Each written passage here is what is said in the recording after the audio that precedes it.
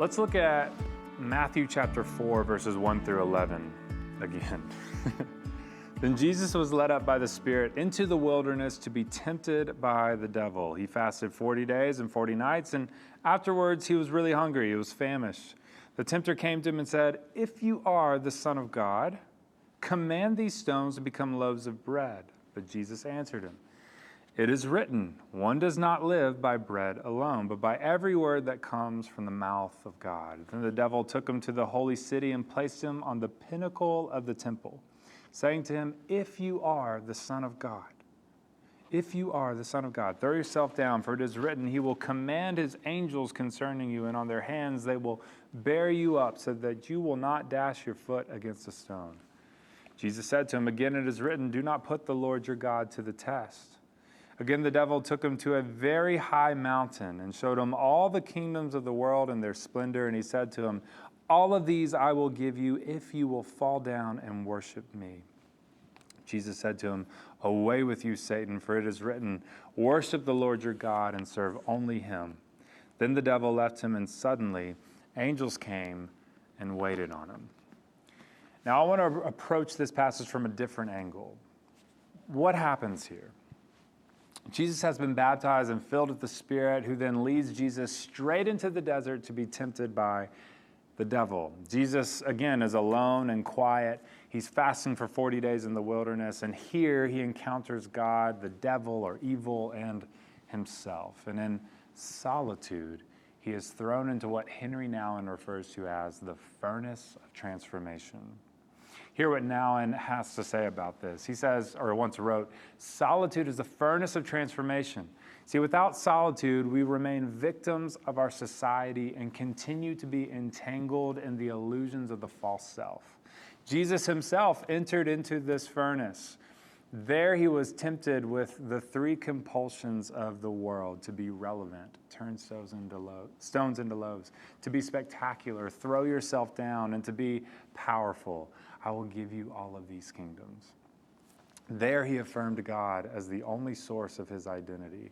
You must worship the Lord your God and serve him alone. See, solitude is the place of the great struggle and the great encounter, the struggle against the compulsions of the false self and the encounter with the loving God who offers himself as the substance of the new self. This, friends, is what solitude is all about. This is not a time for myself. That is, it's not about my privacy. This is not, as we have said, of silence, me time. This is not a place where we can run and hide to get away from it all or to simply just chill out. Solitude is the place of conversion. It's where our old selves, that is our false selves, come to die, and where our new self can be born. Dallas Willard once noted that solitude is a discipline that enables us to learn other disciplines. Within solitude, we are enabled to find clarity, our purpose becomes clearer, and we are given the strength to avoid distractions. At least that's the hope. See, in solitude, we make a choice. We can choose to step away from life as we know it for a little bit and step into a time where we can be isolated and alone, or at least kind of alone. See, according to Willard, in solitude, we can step away from human relationships for a length of time in order to make room for God to occupy more of our lives. Now, something important for us to know here is that we are to do nothing. That is, in practicing solitude, we don't do anything, and we try not to make anything happen. So solitude, in a sense, can mean nothingness. And here's why that is important. This will make sense to those who practice silence. See, when we get ourselves quiet and alone, we come to find that we are not really all that alone after all, and that the noise that overwhelms us, perhaps the most, is not outside of us, but rather is within us. When we submit ourselves to the nothingness of solitude, we may become so overwhelmed by what's going on within us, by all that inner noise, by the lies that we have told ourselves for so long, by the true memories or the not so true memories that pop into our head, by how vulnerable or how weak we may feel in that moment. that the first thing we want to do is just run back to our friends or our family or to our work or to our phones or our social media, run back to any kind of distraction that we can find.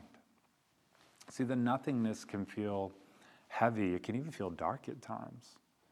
At the very least, we may just find ourselves to be bored, though I don't think anyone in this age and time knows what boredom really is anymore. And even in our sense of boredom, in the midst of the nothingness of solitude, we find ourselves wanting to run again to escape the solitude. This isn't my best sales pitch, but here's what solitude does. It forces us to surrender our whole selves over to Jesus. Solitude is an encounter with who we really are, who we truly are, our real selves, our true selves. This is an encounter with ourselves at our most vulnerable, our most naked, in the presence of love itself. Remember, solitude is a place of conversion. This is where we are transformed. Our old self passes away and our new self is then born. Of course, there is this struggle that's involved in all this because change is happening, and change will almost always involve some type of struggle. Transformation certainly will. Going back to that Noun quote that kind of started all this, wouldn't we all rather feel like we were relevant or spectacular or powerful? Is it not true that we all want control and to be liked and to be seen as awesome? Is this not how we often try and define who we are anyway? Are we not constantly striving to be seen as a somebody? Are we not all doing whatever we can to fit in or to have a good reputation or to be accepted by, those people? We live our lives, most of us not even knowing who we are, attempting to just figure it out. But Jesus, as we see in the gospel according to Matthew, already knows who he is. Because in Matthew 3, he is told by God's own voice, "This is my beloved Son." He is the beloved Son of God. God is the only source of our identity.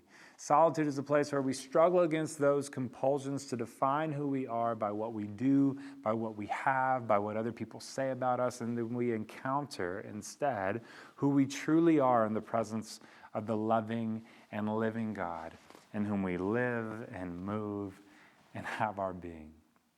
Now, to go a bit further, we do not need to view solitude as a physical place. It's much more of a state of the mind or a state of the heart even. This practice, like any of the other spiritual disciplines or practices or habits, is a matter of our hearts rather than a specific place that we can go. Here's what I mean. See, I can go out into a field totally isolated from others, but find myself not truly alone, for I may be bringing all my problems and all my baggage along with me. Or I can find myself in the middle of Times Square and find myself feeling totally alone, right? We've all kind of been there. Now, this practice of solitude also gives us a space where we can be truly alone with God. Again, once more, Dallas Willard says it this way: solitude is choosing to be alone and not dwell on our experience of isolation from other human beings. You and I are designed to be in right relationship with our Creator and in right relationship with others. But the chaotic, the cramped and overcrowded spaces that we may place ourselves on a daily basis often makes it difficult to be able to be alone with God, much less ourselves.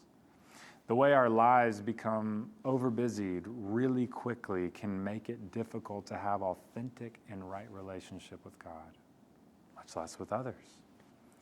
Teresa of Avila tells us, "Settle yourself in solitude and you will come upon him in yourself." If we allow ourselves solitude, we will find that God is already with us. There's no need to frantically add this or that Christian thing or clean ourselves up or do much of anything beyond simply slowing down, stopping, maybe even coming to a complete stop every now and then, to give ourselves solitude and to open our eyes and our ears and our hearts to the God who is already near. It's important to say that solitude does not only come when we are isolated from others, but that it can be maintained at all times. See, when we remember that the practice of solitude is a matter of the heart, we can be inwardly attentive, even amongst crowds of people. Richard Foster once wrote, "But if we possess inward solitude, we do not fear being alone. for we know that we are not alone. Neither do we fear being with others, for they do not control us. Is this all making sense? Ultimately, solitude is a practice that enables us to be alone, but more than that, to be alone with God. It provides us the space necessary to simply be with God. Nouwen once more puts it this way. He wrote, "We enter into solitude, first of all, to meet our Lord and to be with him, to be only with him and him alone. Only in the context of grace can we face our sin," Nouwen says. Only in the place of healing do we dare to show our wounds. Only with a single-minded attention to Christ can we give up our clinging fears and face our own true nature.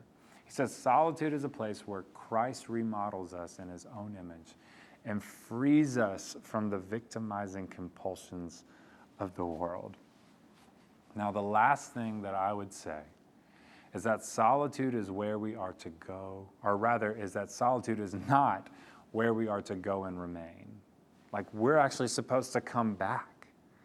We retreat to solitude to struggle with ourselves, with the world, with the brokenness and of sin and death, of evil, of all that we encounter in this world, everything that's not right. And there we encounter the presence of the loving God who gently forms us more into the image of Christ and frees us to be our true selves, who we really are. And from there, we then enter back into the world made new, budding with the fruit of the Spirit, more loving, more joyful, more peaceful, more patient, more kind. I think you get the picture here. And we then find what it means to live freely in light.